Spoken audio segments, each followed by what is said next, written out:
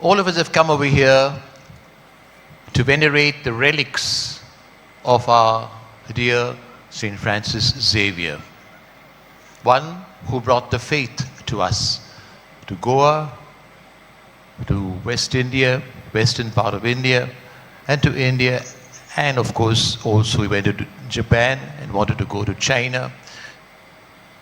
Reading his letters to his superiors,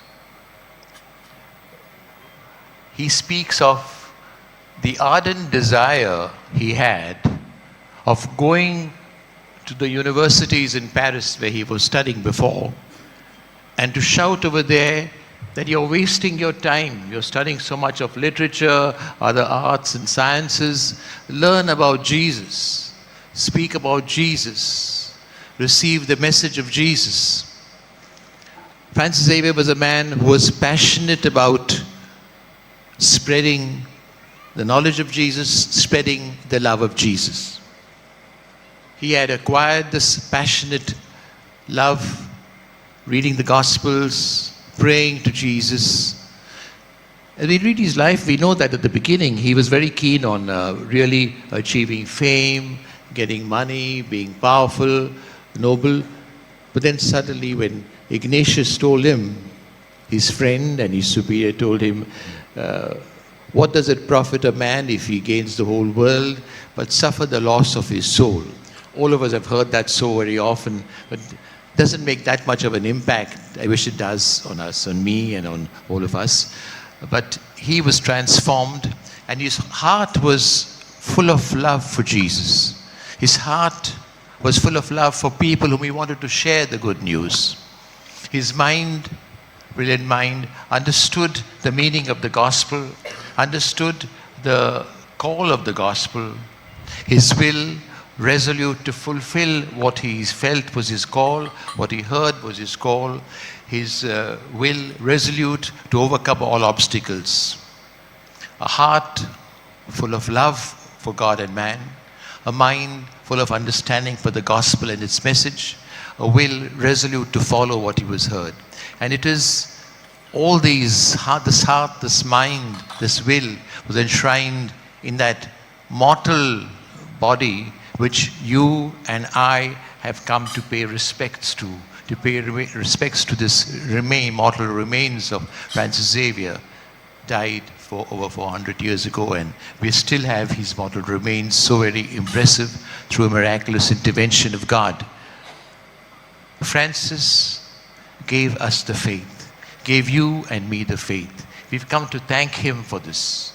You have come, I have come for the same thing, because he gave you and me the most precious gift we have, the knowledge of Jesus, access to the sacraments, the continuation of Jesus, the Eucharist, belongingness to the church, the family of Jesus, the guidance of the church's authorities, helping us how to understand what Jesus was. This is what Francis gave us, for which we are grateful, and so we come over here from far and near to pay tribute to this wonderful person, wonderful individual, this wonderful saint who gave Jesus to us. We've heard the gospel speaks of, which Bishop Savio read, Dominic Savio, about the sheep, the 99 sheep, one sheep is lost and the shepherd goes in search. You and I have heard this very, very often. And you and I have always thought that we are the 99 and somebody else is the 100th. I was reflecting, can we think of ourselves that 100th sheep who's lost? The 100th sheep who went astray. We are all preparing for Christmas. Prayers are of Christmas, of Advent. 2 weeks will be on the threshold of Christmas, the opening of the Jubilee year. And at Christmas is not just a reminder of a past event. Christmas is really getting Jesus in our hearts again. And I ask myself, I invite you to ask yourself, what is it that keeps me away from receiving Jesus wholly? What is it that keeps me from being a missionary disciple? Pope Francis always speaks of that, a missionary disciple of Jesus. What is it that hinders the full entrance of the gospel of the person of Jesus into my heart. This is the message of the gospel for us, not to think of ourselves as the 99 who are already safe and being sorry for the one who's, but to think of ourselves also who have strayed. These 14 days, these 15 days that are left before Christmas, I invite you, as I invite myself also, to reflect and prepare ourselves for the coming of Jesus, to see what big or small issue, big or small weakness, big or small attitude is it that prevents me from receiving Jesus fully. Francis Xavier writes in his that I was so pestered by the children in Goa when I went, he writes to superiors, that I had no time even to eat, to sleep. I'm just exhausted, because the whole time they worry me to know about Jesus. And I taught them about the faith. I taught them the prayers. I taught them about the person of Jesus. But I wish there were more of us who to spread the good news. We think with gratitude to our ancestors, my own ancestors 400 years ago, who received the first news and accepted it and became disciples of Jesus. Francis Xavier writes so again that these people I found are so intelligent. These people, the Goans I've met, so intelligent, they understand what I tell them, and if only somebody was there to help them continuously, they would be excellent Christians. This is the word used. They would be excellent Christians, model Christians. We ask ourselves 400 years later, are we the excellent Christians Jesus, St. Francis Xavier speaks about, what Jesus wants us to be? Are we really truly disciples of Jesus, spending ourselves for the spreading of the gospel?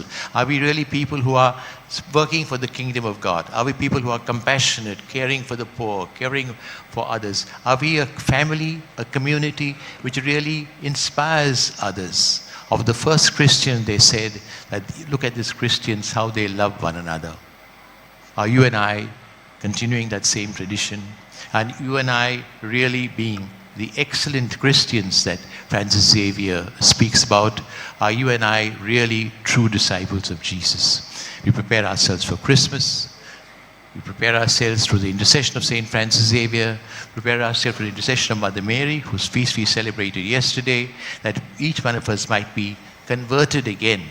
Converted not as Francis Xavier did to faith, converted again to be true disciples of Jesus.